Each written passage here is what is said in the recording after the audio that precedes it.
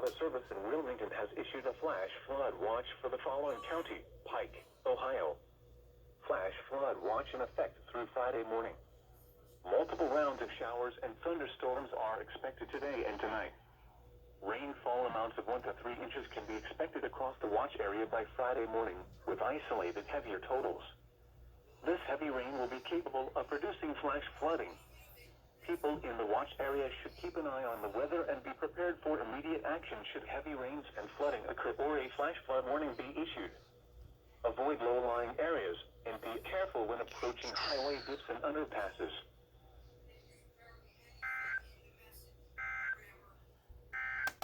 We were on a call. Yeah.